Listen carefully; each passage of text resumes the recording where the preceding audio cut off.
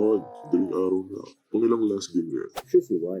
Ang hilig maglaro ng games. Mahusay siya sa iba't ibang games kaya sikat siya. Daming gustong makapagkaibigan sa kanya para makipaglaro. Kung bata siya, hobby lang sa kanya yung games. Naglalaro lang siya isang oras pagka-uwi galing school. Habang tumatanda, mas nag-e-enjoy at napapatagal siya sa kanyang games. Ang habol niya, maging high rank sa games para makuha sa isang pro team. Hindi na siya gumagawa ng assignment, hindi maayos ang pagkain, at hindi na rin makausap sa bahay. Nag-aalala ang kanyang mga magulang kaya sinubukan nila kausapin at pagsabihan ito. Juan, ano nangyayari sa'yo? Nagbago ka na. Pero di nakikinig si Juan. Giving pro player ako. Hintayin nyo lang. Habang lumalala ang pagka-addict ni Juan, lumalala rin ang kanyang kalusugan. Laging kulang sa tulog at panay junk foods habang naglalaro. Madalas na siya nagkakasakit at bumababa na rin ang kanyang grades sa school. Laging kulang ang mga mata niya sa kakapuyat. Kahit ganun, sige pa rin siya. Di pa rin niya magawang tigilan ng paglalaro. Isang araw, habang naglalakad sa school canteen, bigla na lang siya nadapa at natapunan ng sapatos ng isang lalaki. Ang lalaking ito ay mukhang Siga, nakakatakot. kaya agad siya nag-sorry dito.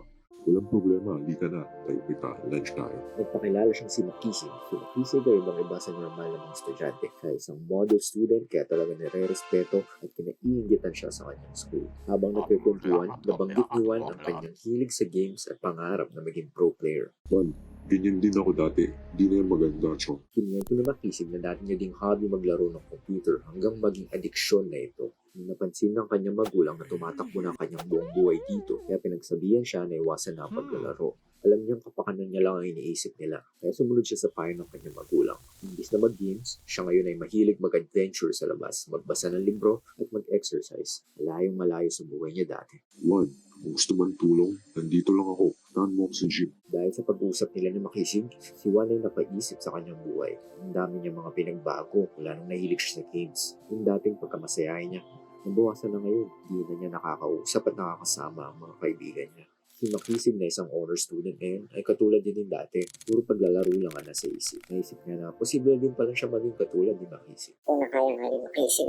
Hindi kaya ko rin magbago. Kinabukasan, agad niyang inan-install ang kanyang mga games at pinuntahan si Makisig sa gym. Kinakabahan si Juan pagpasok. Huwag kang matakot, Juan. Lahat tayo dito gusto lang magbago buhay. Mahirap ang mga naging pagbabago sa buhay ni Juan, ngunit tinulungan siya ni Makisig dito. Dahil sa impluensya ni Makisig, sila ngayon ay madalas na nasa gym o nagre-review. Pagtagal, tuluyan na rin tinigilan ni Juan ang kanyang paglalaro. Pinili niya niyang mag-level up sa totoong buhay kaysa sa games. Katulad din ba ni Juan yung experience mo? Nung bata ka, sobrang nakaka-enjoy ng mga games, no?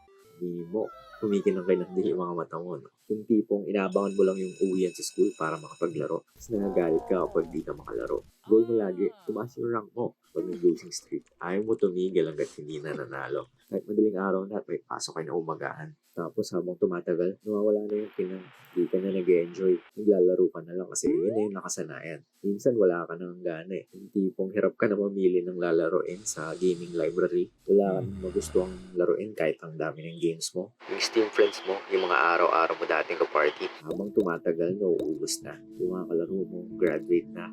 Magkakaanak na tapos ikaw wala pa rin nararating. Yung rank mo sa games mo 5 years ago, konti lang tinaas ngayon kahit araw-araw ka naglalaro. Hindi ka nakakalungkot yun. Ang dami mong oras na nabigay dun sa laro mo. Pero ano na pala mo? Konti lang ginaling mo. Kung kailangan mo ng sign, itong video na yun. Hindi naman na yan, pre. Oras na para mag-level up sa totoong buhay. Ito ang 5 tips na makakatulong kung nasasobrahan ka na sa pag-games. Tip 1. Uninstall o delete. Mas madaling iwasan ang paglalaro kapag hindi mo basta-basta nakikita yung mga games. Yan, install mo na yung mga apps mo na gamit pang laro. Hindi ka madaling matukso kapag di mo nakikita yung mga icon ng paborito mong games. Tip number 2. Find a new hobby or learn a new skill. Manap ka ng pagkakabalahan para mapalitan yung paglalaro. Pwedeng physical hobby tulad ng exercise o kaya pwede namang pag-aaral ng musical instruments o pagbabasa. Tip number 3, spend more time with friends o family. Siguradong nawala ka na ng oras sa kanila kakalaro. Kaya oras na para bumawi. Magpag-bonding ka ulit sa kanila. Hindi mo na maalala yung paglalaro mo kung ine-enjoy mo yung oras mo kasama ang mga mahal mo sa buhay.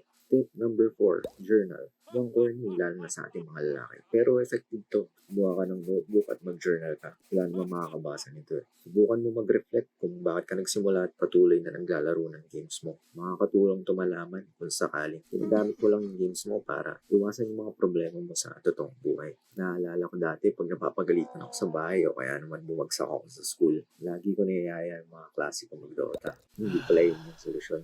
Nandamay pa ako ng iba sa problema ko. Tip number 5, set achievable goals. Set ka ng target goals para sa sarili mo. Laking tulong to para mas ma-challenge ka sa mga ibang bagay at malawak ito. Pwedeng weight loss kung sakaling overweight ka, matuto mag-gitara, matuto mag-Japanese, o kaya naman magkaroon ng honors sa school. Last and bonus tip, pag may ginagawa ka, tanungin mo ang sarili mo, is this worth it? Sulit ba ang oras ko pag ginagawa ko to?